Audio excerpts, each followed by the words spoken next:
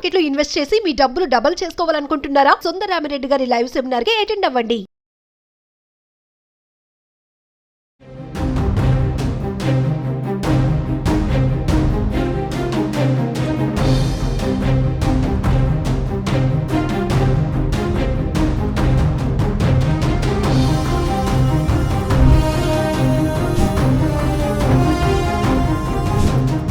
నమస్తే, welcome back to Suman TV. ప్రస్తుతం మనతో పాటు ఉన్నారు consumers affairs committee chairman Mandari Krishna Reddy గారు.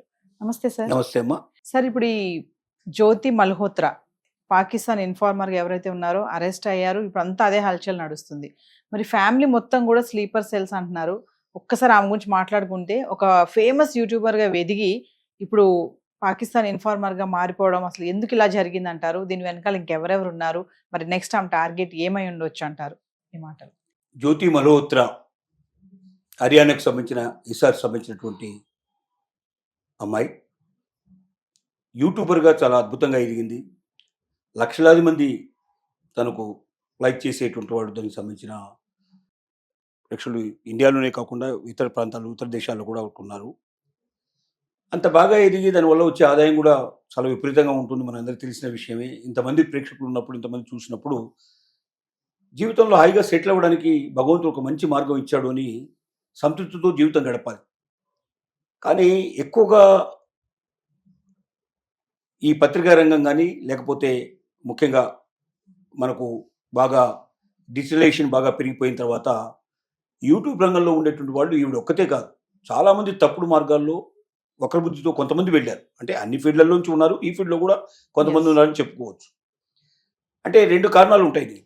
ఒకటి, డబ్బు ఇంకా ఎక్కువగా సంపాదించాలనే కోరిక ఒకటి కావచ్చు, లేదా అక్కడి వ్యక్తుల విషయంలో ఎవరైనా ప్రేమలో పడి, వాళ్ళ మైకల్లో పడి, వాళ్ళు చెప్పినట్టుగా ఆడేటువంటి పరిస్థితి మరొకటి కావచ్చు. ఇలాంటివి ఏదైనా ఒకటి జరగడానికి ఆస్కారం ఉంది. ఏది ఏమైనప్పటికీ మరి జ్యోతి మల్హోత్రా విషయం లోపల తను బాగా పాకిస్తాన్కి గూఢచారిగా మారిపోయింది. ఇక్కడ అనేక రకాలైనటువంటి మన సైనిక రహస్యాలు కానీ, లేక మంచి మంచి ప్రదేశాలకు సంబంధించినటువంటి మనకు తిరుపతి బాలాజీ టెంపుల్ ఉంది, లేకపోతే పూరి సంబంధించినటువంటి మనకు అక్కడ ఉన్నటువంటి టెంపుల్ కానీ చాలా ఫేమస్ అయిన టెంపుల్. ఇలాంటి టెంపుల్స్ని ధ్వంసం చేసినట్టయితే హిందువుల్లో పెద్ద కలవరం వస్తుంది. ఒక రకంగా అంతర్యుద్ధం లాంటివి బయలుదేరే అవకాశాలు ఉంటాయి.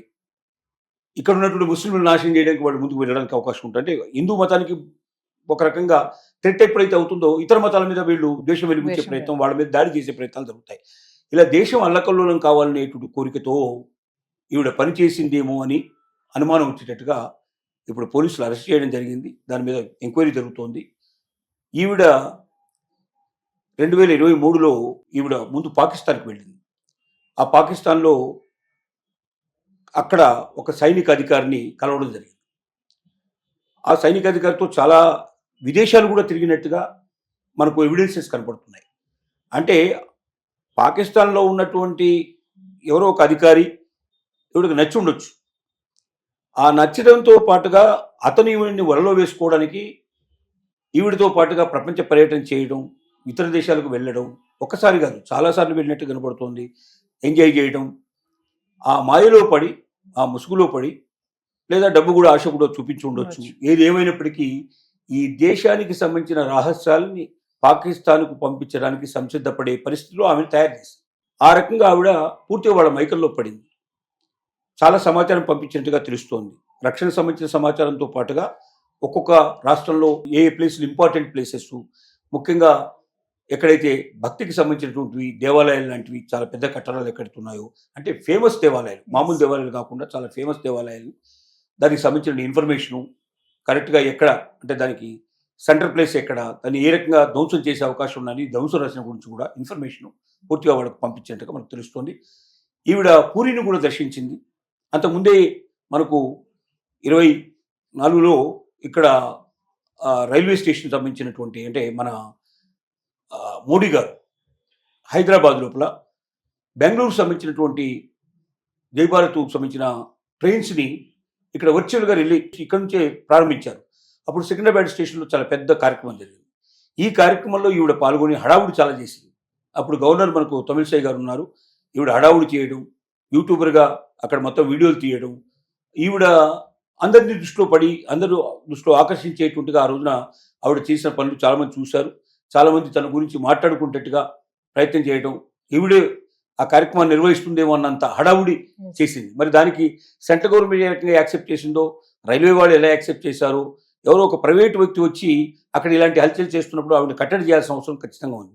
మరి బహుశా వాళ్ళు ఈవిడ గవర్నమెంట్ తరఫున వచ్చిందని వాళ్ళు అనుకుని ఉంటారు. ఎందుకంటే మన దగ్గర ఎలా ఉంటుందంటే ఒకసారి లోపలికి వచ్చిన తర్వాత వాళ్ళు ఎవరనేది మళ్ళీ రికగ్నైజ్ చేయడానికి గవర్నమెంట్ ప్రయత్నం చేయాలి. లోపలికి వచ్చేవరకే ఇబ్బంది, కానీ లోపలికి వచ్చిన తర్వాత మాత్రం దర్జాగా పెద్దవాళ్ళందరితో పాటు కూడా వాడు కూడా ఎంజాయ్ చేసేటువంటి పరిస్థితులు ఉంటాయి. అలాంటి పరిస్థితి క్రియేట్ అయింది. ఆ సమయం లోపల ఈవిడ చేసిన అడావుడి అందరికీ తెలిసింది. ఆ తర్వాత ఈవిడ పూరికి వెళ్ళింది. పూరిలో ఈవిడకి ఫ్రెండ్ అక్కడ ప్రియాంక సేనాపతి అనేటువంటి ఒక లేడీని కలిసింది. ఆవిడ ఈవిడికి సహకరించినట్టుగా వీళ్ళిద్దరూ కలిసి అక్కడ ఉన్నటువంటి ఇన్ఫర్మేషన్ అంతా కూడా పాకిస్తాన్కి చేరవేసినట్టుగా మనకు వార్తలు వస్తున్నాయి.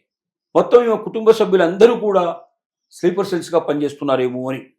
స్లీపర్ సెల్స్ అంటే ఏమిటంటే వాళ్ళు మిగతా వాళ్ళలో కలిసిపోయి ఉంటారు, వాళ్ళ రికగ్నిషన్ ఎక్కడికి బయటపడదు, ఒక రకంగా నిద్రపోతుండగా నడిచేయటం, అంటే మొత్తం సమాజాన్ని అంతా నిద్రపుచ్చే పరిస్థితి ఏర్పడుతుంది. అంటే వీళ్ళు ఎవరో తెలియదు, వీళ్ళ ఐడెంటిఫికేషన్ తెలియదు. సమయం వచ్చేదాకా వీళ్ళు మామూలు సామాన్య వ్యక్తులాగానే కనపడతారు మనకు. ఎప్పుడు సమయం వస్తుందో అప్పుడు బాంబులు వేయడం ద్వారా కానీ లేకపోతే ఇంకో రకంగా కానీ వాళ్ళ యొక్క పాత్ర చూపిస్తూ దేశ వినాశనానికి పాటుపడతారు వాళ్ళు.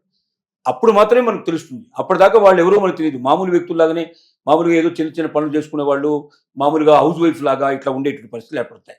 ఈవిడ కుటుంబ సభ్యులందరూ దానిగా మారిపోయారు. అంటే ఏమిటి, కుటుంబానికి అందరికీ బహుశా పెద్ద ఎత్తున ఆశ చూపించి ఉంటారు, లేకపోతే తను మరి ఆ ప్రేమించిన వ్యక్తి కోసం తను ఏదైనా చేయడానికి సంసిద్ధపడిందా, కుటుంబ సభ్యులు ఏ రకంగా కన్విన్స్ చేసింది, దీని వెనక ఉన్నట్టు చరిత్ర ఏమిటో ఇప్పుడు ఆవిడ పట్టుకున్నారు కాబట్టి విషయాలన్నీ బయటకు వచ్చే అవకాశం ఉంది.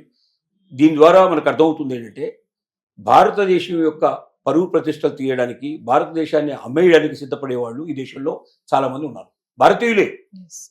మనం ఏమనుకుంటున్నామంటే పరమతాన్ని మనం నిందించే ప్రయత్నం చేస్తున్నాం, ఇతర మతస్థులు మనకేదో హాని చేస్తారని మనం భయపడుతున్నాం.